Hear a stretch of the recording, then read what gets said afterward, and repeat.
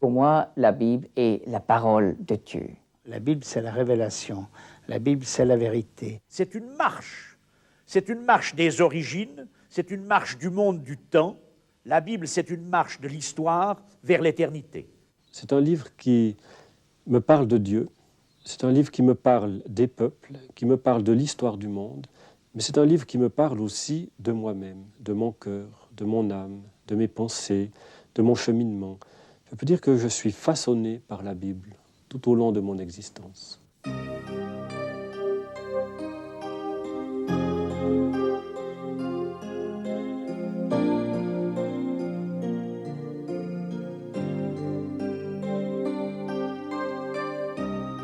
Née dans les contrées désertiques du Sinaï, la Bible est une collection d'une soixantaine de livres, écrits sur une période de 16 siècles par une quarantaine d'auteurs. C'est le livre le plus ancien et le plus célèbre, traduit en plus de 2100 langues ou dialectes, lu et étudié par des gens de toute race. Diffusée en entier ou en partie à près d'1 milliard d'exemplaires chaque année, la Bible est le plus grand best-seller jamais sorti de l'imprimerie. Un livre unique dans lequel Dieu se révèle à l'homme. C'est le peuple d'Israël qui commença à rassembler les différents livres de la Bible et de les garder précieusement. Aussi, pour marcher sur les traces du Saint-Livre, il faut partir en Israël. La Bible, incarnation unique de la vérité universelle, fut écrite ici, dans cette contrée qu'on appelle Palestine, Israël ou Terre Sainte.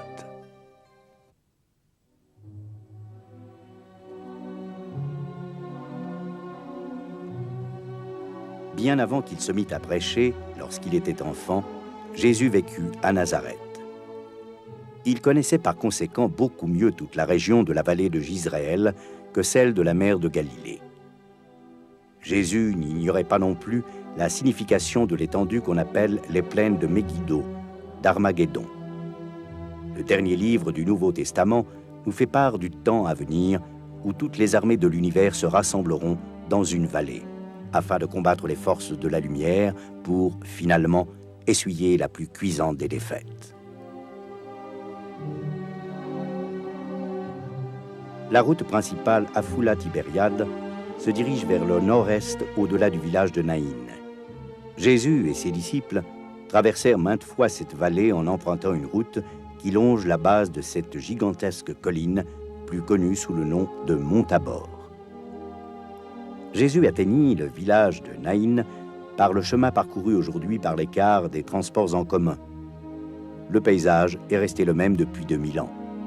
Dans les champs, les bergers conduisent toujours les troupeaux vers les pâturages. Le Nouveau Testament parle d'un miracle accompli par Jésus dans cette petite ville. Il ramena à la vie le fils d'une veuve. La présence musulmane depuis des siècles n'a pu effacer le souvenir du miracle accompli ici par Jésus. La mosquée et l'église cohabitent en paix. Saisis de crainte et de respect, les habitants de Naïn ont glorifié Jésus en déclarant « Un grand prophète est apparu parmi nous, et Dieu a visité son peuple. » Lors d'un voyage en Israël, j'ai eu l'occasion de parcourir les rues de ce village de Naïn, qui est relaté dans cet évangile de Luc comme étant un lieu où il s'est passé quelque chose d'extraordinaire. Et il est vrai que des miracles comme ceux dont nous allons parler aujourd'hui, ces miracles, il n'y en a pas beaucoup dans l'évangile. Il n'y en a que 3, 2 dans l'évangile de Luc et 1 dans l'évangile de Jean. Il s'agit de miracles de la résurrection d'une autre personne que Jésus, bien entendu. Je vais vous lire ce texte dans l'évangile de Luc au chapitre 7, les versets 11 et suivants. Le jour suivant, Jésus alla dans une ville appelée Naïn. Ses disciples et une grande foule faisaient route avec lui. Lorsqu'il fut près de la porte de la ville, voici, on portait en terre un mort, fils unique de sa mère, qui était veuve. Il y avait avec elle beaucoup de gens de la ville. Le Seigneur, l'ayant vue, fut ému de compassion pour elle et lui dit « Ne pleure pas ». Il s'approcha et toucha le cercueil. Ceux qui le portaient s'arrêtèrent. Il dit « Jeune homme, je te le dis, lève-toi ». Et le mort s'assit, il se mit à parler. Jésus le rendit à sa mère. Tous furent saisis de crainte et ils glorifiaient Dieu, disant « Un grand prophète a paru parmi nous et Dieu a visité son peuple. » Cette parole sur Jésus se répandit dans toute la Judée et dans tout le pays d'alentour. Voilà ce texte qui relate évidemment un événement triste, des enterrements, des services funèbres, il est vrai. C'est toujours des moments extrêmement touchants, extrêmement poignants. Des enterrements, il y en a aussi naturellement en Orient, comme nous pouvons le voir sur ces images filmées au Liban lors d'un cortège funèbre. Ils répondent à des coutumes bien particulières. Des coutumes qui consistaient justement peut-être à ne pas fermer le mort dans un cercueil. C'est pour cette raison d'ailleurs que le texte nous précise d'entrée que Jésus, après lui avoir parlé, le mort s'est levé. Après s'être réveillé, il s'est levé et il se mit à parler. Donc cela signifie bien qu'effectivement, il ne devait pas être enfermé dans un cercueil. Alors pourquoi est-ce que Luc raconte cette histoire? La première chose qu'il veut nous dire, c'est que le peuple attendait un prophète, un grand prophète. On attendait presque le retour d'Élie. Et voilà que c'est Jésus qui apparaît. Et en ce sens-là, parce qu'il ressuscite aussi ce fils de la veuve de Naïn, Jésus est d'entrée confessé comme étant un grand prophète. Mais cela va même plus loin, puisque au moment même où Jésus guérit, ou plutôt ressuscite ce jeune homme, au moment où il lui permet d'être rendu à sa mère, il permet en même temps à cette situation difficile qui se trouvait là dans ce village de trouver une solution. Il permet alors à quelque chose qui avait été perverti, quelque chose qui avait été faussé, de pouvoir reprendre une situation juste et une solution heureuse. Mais ce qui est encore beaucoup plus important, c'est que Jésus n'est pas seulement là pour redresser des situations difficiles, c'est qu'il y a une confession de foi qui est donnée à la suite de ce miracle. On nous dit en effet dans le texte que tous, donc tous les gens, furent saisis de crainte et ils glorifiaient Dieu en disant « Un grand prophète », vous voyez l'allusion au prophète Élie, « Un grand prophète apparut parmi nous et Dieu a visité son peuple. » Et c'est là que nous trouvons véritablement la confession de foi que Luc rappelle à sa communauté dans les années 80 environ, confession de foi que nous pouvons aussi nous affirmer. C'est que dans la personne de Jésus, c'est non seulement un grand prophète préparé par Élie et par les autres prophètes, c'est non seulement un grand prophète qui s'approche, mais c'est Dieu lui-même qui vient visiter son peuple. Or, nous faisons partie de ce peuple visité.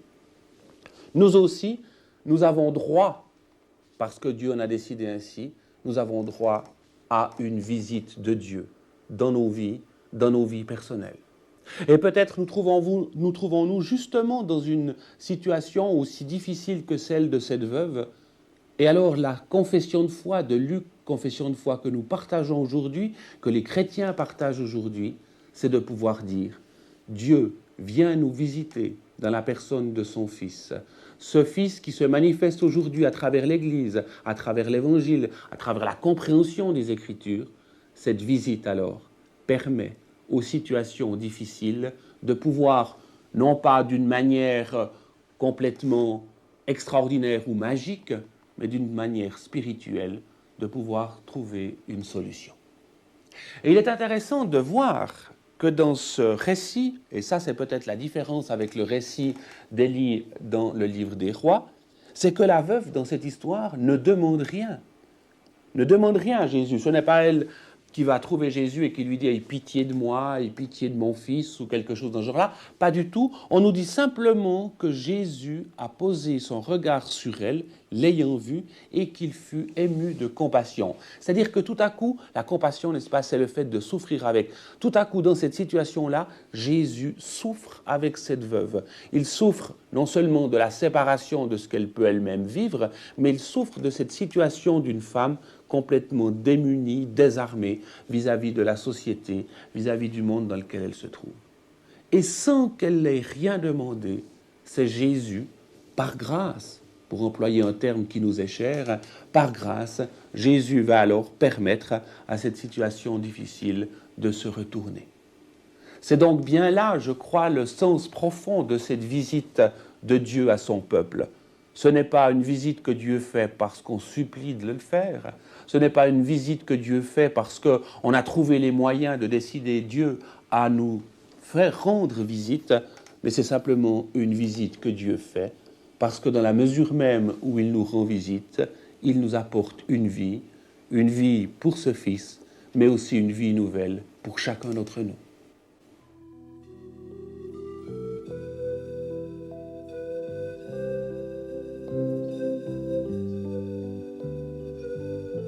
Jésus commence à parcourir la Galilée, annoncer la bonne nouvelle du royaume, guérir les malades, délivrer les possédés, ressusciter les morts.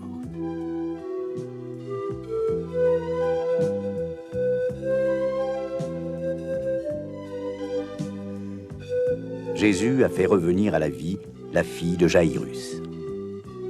Il y avait eu un autre signe semblable. C'était la résurrection de la fille de Jaïrus, chef de la synagogue. Quand Jésus est arrivé dans la maison, tout le monde disait qu'elle était morte. Et Jésus, les assistants se sont payés sa tête, parce qu'il a dit non, elle dort. Ah! Comprends rien, ce bonhomme. Non, elle dort. Et il a pris uniquement les parents et ses disciples. Et c'est là où il a dit, jeune fille, lève-toi. Elle s'est levée. Et quand elle a été debout, ils lui ont dit, donnez-lui tout de suite à manger. Je dirais qu'il y a toujours dans l'Évangile cette préoccupation très pratique et très précise. On n'a pas affaire à des miracles qui se situent en dehors du monde matériel.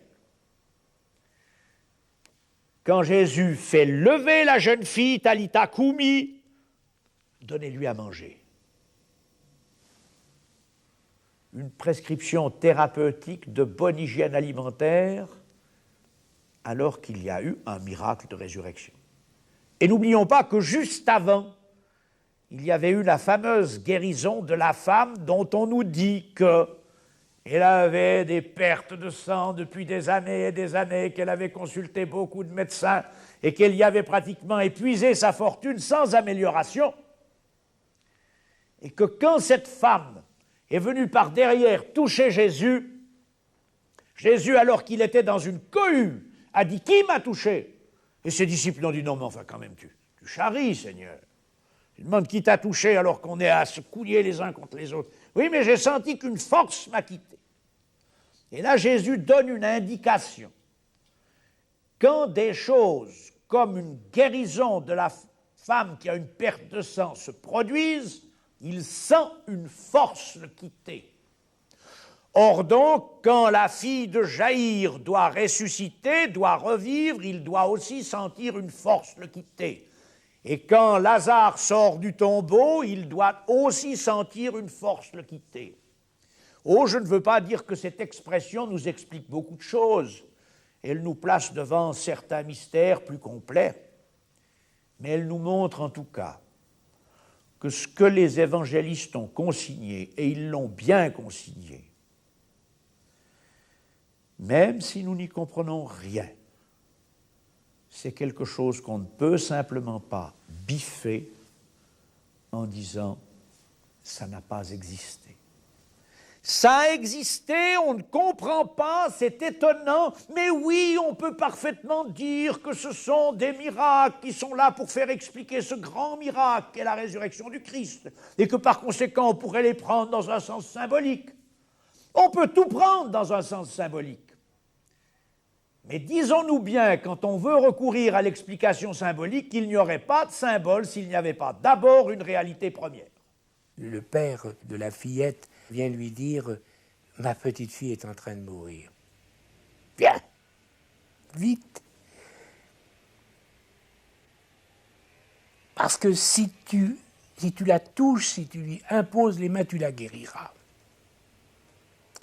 Je dirais qu'il a suffisamment de foi pour penser qu'il peut guérir en touchant. Les gens lui disent ne dérange pas le maître, c'est pas la peine, elle est morte. Le pouvoir du rabbi, le pouvoir d'un prophète, si grand soit-il, s'arrête devant la mort. Là, puis il n'y a plus rien à faire.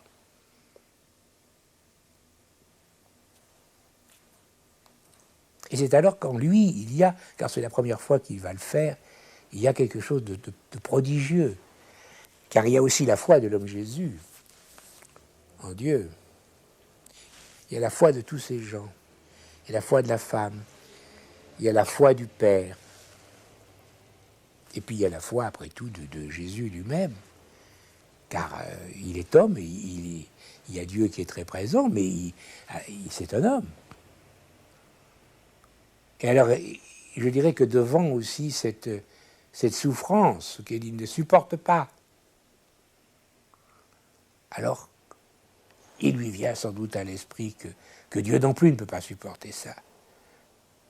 Parce que cette souffrance le révolte, dans une certaine mesure. Cette souffrance qui n'est pas pour lui, mais qui est la souffrance de cet homme. Et alors il lui dit, bien, crois seulement.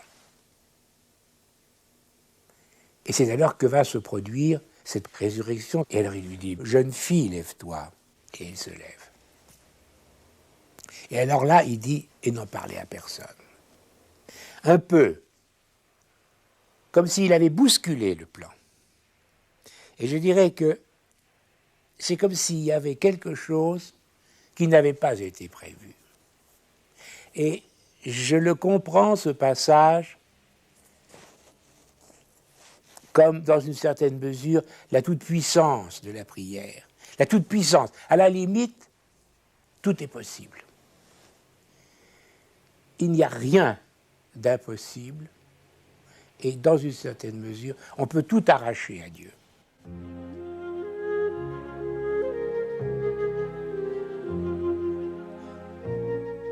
Le mont Tabor est une colline étrangement symétrique. Sa forme rappelle la calotte crânienne. Le sommet du Tabor se présente comme un plateau long de plus d'1 kilomètre pour une largeur moyenne de 400 mètres.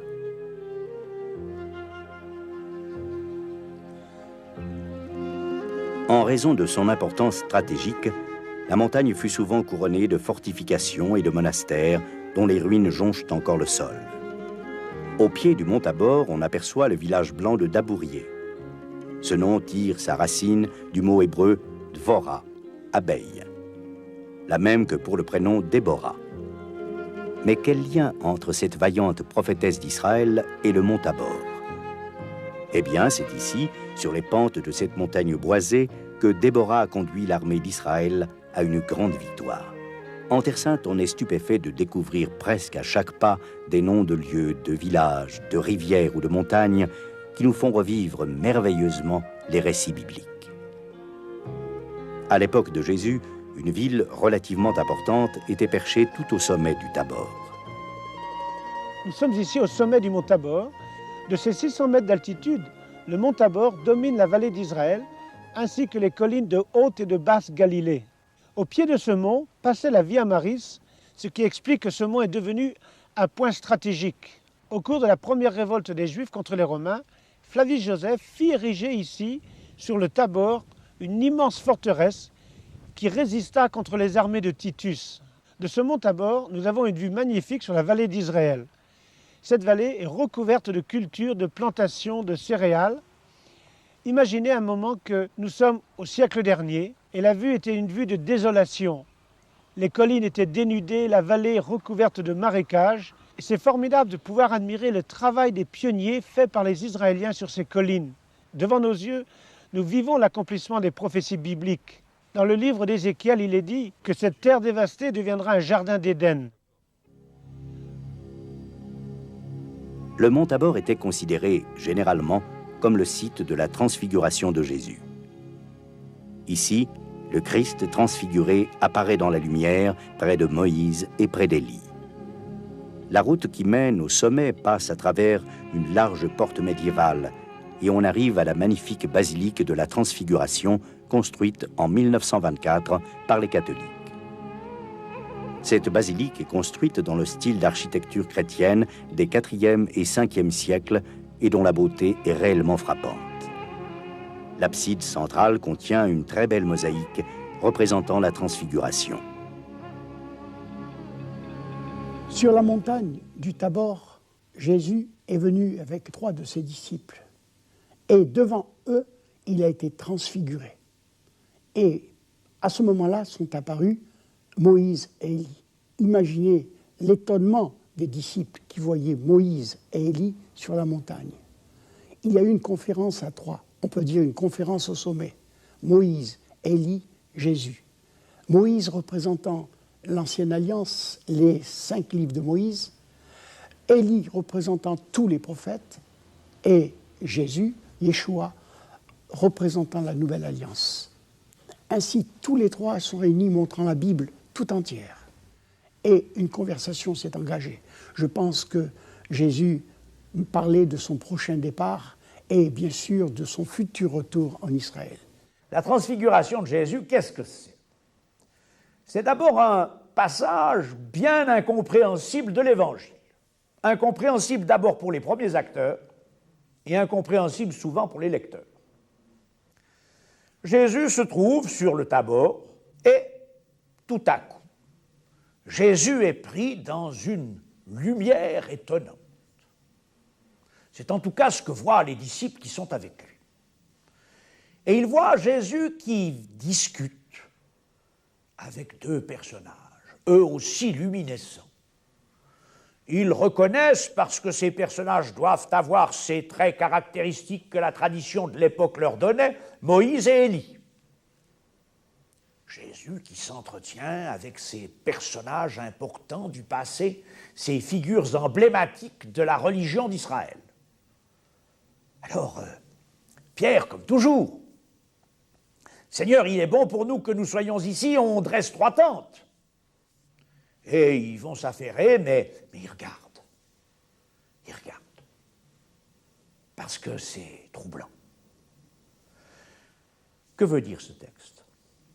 Eh bien, je crois que c'est présenter justement aux disciples, à un moment donné, une vision qui est une sorte d'anticipation. Les disciples vont être très surpris par tout ce qui va se passer, de la crucifixion, de l'arrestation, de la crucifixion, du temps aussi qui va se passer avant Pâques. Oh, ça n'a beau être que le samedi saint, mais c'est long, un samedi. Et puis Pâques. Et c'est vide, un tombeau vide, quand on ne sait plus ce qu'il faut mettre dedans ou avec ou à côté. Et la transfiguration, c'est comme une grande lumière pour essayer de faire comprendre aux disciples que l'homme Jésus qu'ils fréquentent, c'est le Fils de Dieu. Que c'est l'homme Jésus, oui, parce que c'est la parole de Dieu faite chair, mais que c'est en même temps ce mystère du Fils de Dieu qui est là parmi les hommes.